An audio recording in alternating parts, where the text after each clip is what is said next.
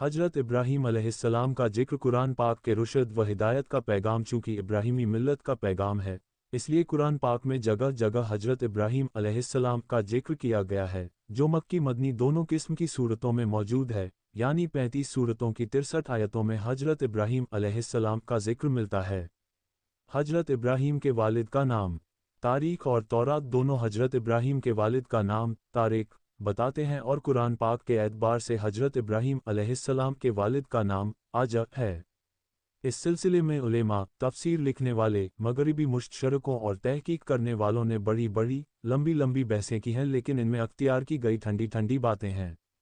इसलिए कि कुरान मजीद ने जब खोल खोल कर आज़र को अब इब्राहीम अलैहिस्सलाम का बाप कहा है, तो फिर इंसाफ के उलेमा और बाइबल की तकमीनी अटकलों से मुतासिर होकर कुरान मजीद की यकीनी ताबीर को मजाज कहने या इससे भी आगे बढ़कर कुरान मजीद में कवायद की बातें मानने पर कौन सी शरई और हकीकी ज़रूरत मजबूर करती है। साफ और सीधा रास्ता यह है कि जो कुरान मजीद में कहा गया उसको मान लिया जाए, चाहे वह नाम हो या लक़ब हो।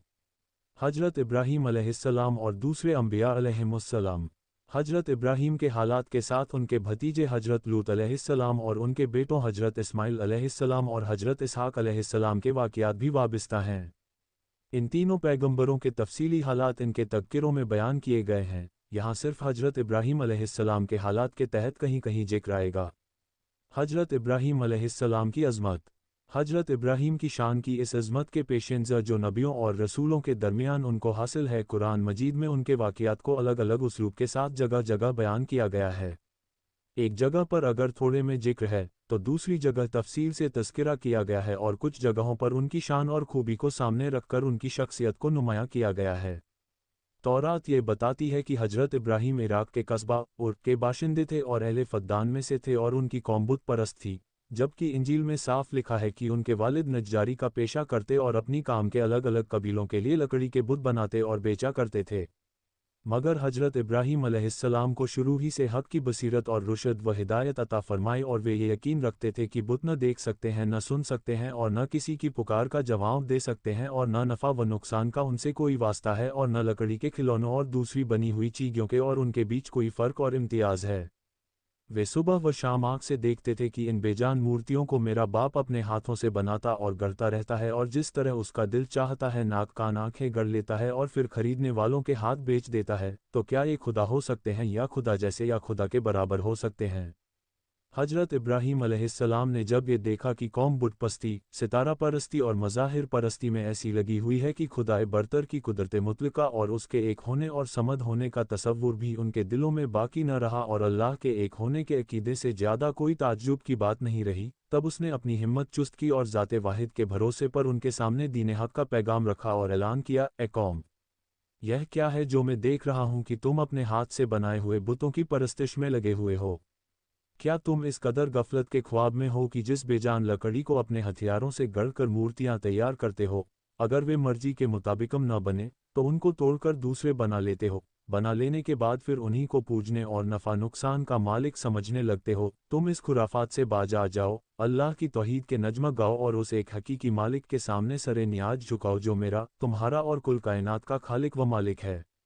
मगर कौम ने उसकी आवाज़ पर बिल्कुल ध्यान न धरा, और चूंकि हक़ सुनने वाले कान और हक़ देखने वाली निगाह से महरूम थी, इसलिए उसने जलीलुल क़द्र पैगंबर की दावत हक़ का मजाक उड़ाया और ज़्यादा से ज़्यादा तमरुद व सरकशी का मुजाहरा किया। बाप को इस्लाम की दावत और बाप बेटे का मुनाजरा। हजरत इब्राहीम अलैहिस्सलाम देख रहे थे कि शिर्क का सबसे बड़ा मरकज खुद उनके अपने घर में कायम है, और आज़र की बुतपस्ती और बुतसाजी पूरी कौम के लिए एक धुरी बनी हुई है। इसलिए फितरत का तकाजा है कि हक़ की दावत और सच्चाई के पैगाम के फ़र्ज की अदायगी की शुरुआत घर से ही होनी चाहिए। इसलिए हजरत इब्राहीम ने सबसे पहले अपने वालिद आजा ही को मुखातब किया और फरमाया, ए बाप, खुदा परस्ती और मारफत इलाही के लिए जो रास्ता तूने अपनाया है और जिसे आप बाप दादा का पुराना रास्ता बताते हैं, ये गुमराही और बातिल परस्ती का रास्ता है, और सीधा रास्ता राह हक़ सिर्फ वही है जिसकी मैं दावत दे रहा हूँ। ए बाप, तौहीद ही नजात का सरचश्मा है, न कि तेरे हाथ के बनाए गए बुतों की पूजा और इबादत।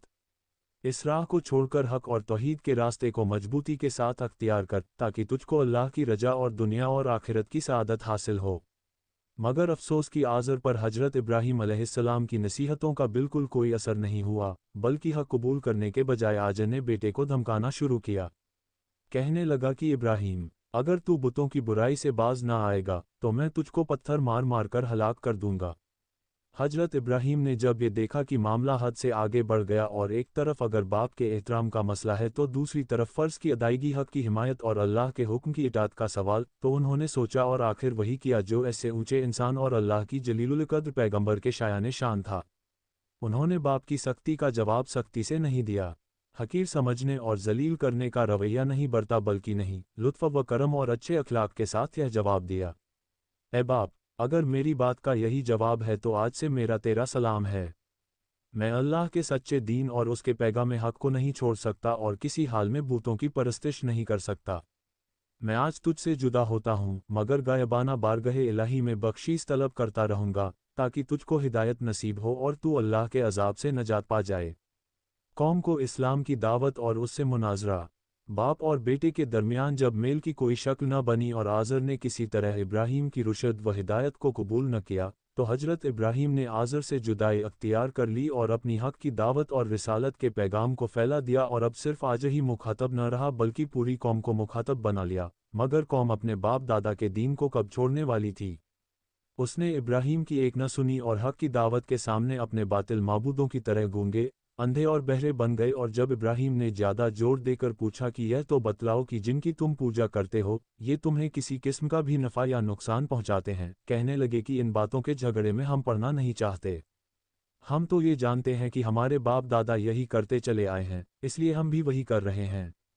तब हजरत इब्राहीम ने एक ख़ास अंदाज से ऐ खुदा की हस्ती की तरफ तवज्जो दिलाई और फरमाने लगे, मैं तो तुम्हारे इन सब बूतों को अपना दुश्मन जानता हूँ, यानी मैं इनसे बेखौफ व खतर होकर इनसे जंग का ऐलान करता हूँ कि अगर यह मेरा कुछ बिगाड़ सकते हैं तो अपनी हसरत निकाल लें। अलबत्ता मैं उस हस्ती को अपना मालिक समझता हूँ जो तमाम जहानों का परवरदिगार है,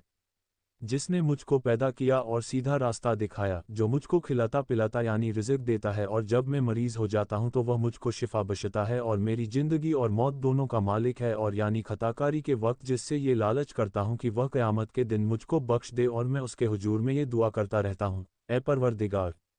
तू मुझको सही फ़ैसले की ताक़त अता फरमा और मुझको नेकों की सूची में दाखिल कर और मुझको ज़ुबान की सच्चाई अता कर और जन्नत नईम के वारिसों में शामिल कर। मगर आज़र और आज़र की कौम के दिल किसी तरह हक़ कबूल करने के लिए नर्म न हुए और उनका इनकार हद से गुज़रता ही गया। इंशा अल्लाह अगले पार्ट में हम कौम की सितारा परस्ती और कौम के नसीहत के लिए इब्राहीम